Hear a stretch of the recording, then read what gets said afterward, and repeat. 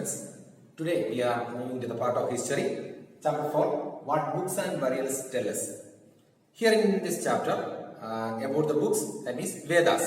Vedas, the first Veda is Rig Veda and Sama Veda, Yajur Veda and Atharva Veda.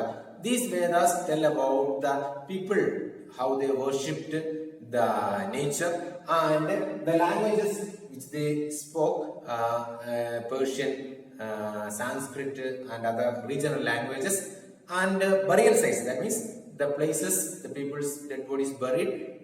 We are getting some of the detail about the life of the people in the ancient time.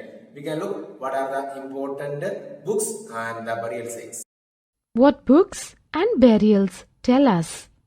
One of the oldest books in the world.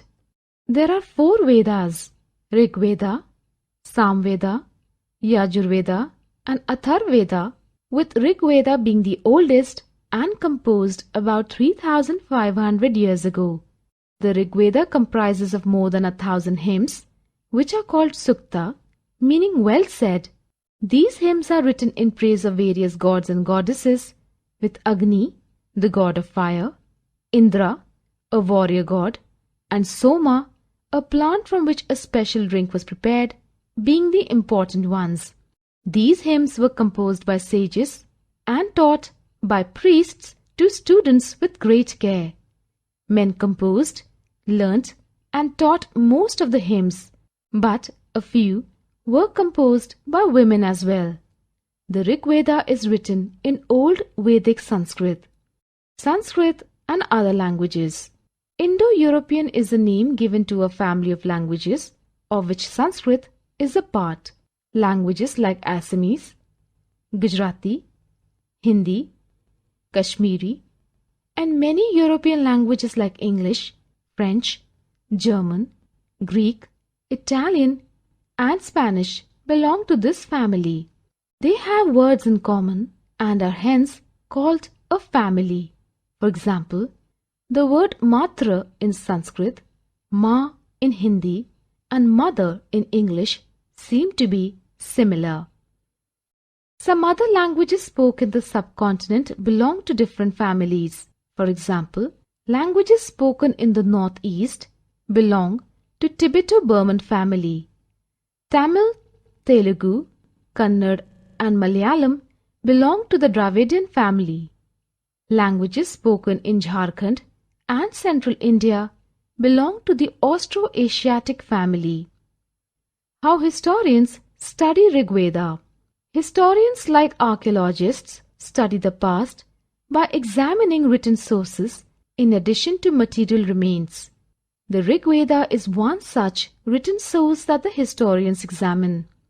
Here is an example of a dialogue found in Rig Veda between a sage named Vishwamitra and 2 rivers, Beas and Satluj, that were worshipped as goddesses. Vishwamitra: O rivers, come down from the mountains like 2 swift horses, like 2 shining cows that lick their calves.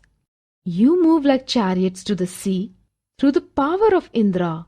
You are full of water and wish to unite with one another. The rivers: we, who are full of water, move along the path the gods have made for us. Once we start flowing, we cannot be stopped. Why do you pray to us, O sage?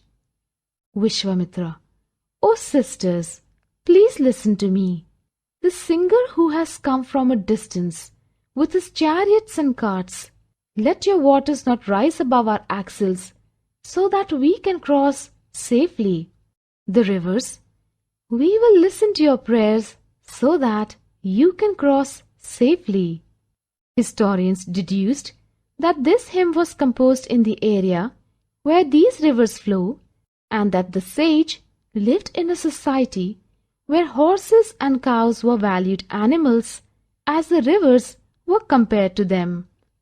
Rivers like Indus, Saraswati, Ganga, and Yamuna are also named in other hymns. Cattle, horses and chariots. The Rig Veda has many prayers for cattle, children, and horses. Battles were fought for cattle, land, and water. Wealth that was obtained was distributed among people and used for performance of yajnas or sacrifices. Sacrifices were performed by offering ghee, grain, and animals which were meant for gods and goddesses into the fire. People met and discussed matters of war in assemblies. Words to describe people. People are described in the terms of work they do, the language they speak, the place they belong to, and their cultural practices. The priests, who were also called Brahmins, performed various rituals, while Rajas is a name given to another group of people. Jana and Vish are two words used to describe the people or a community as a whole. The Aryas were people who composed hymns, and Dasas and Dasis was a name given to slaves.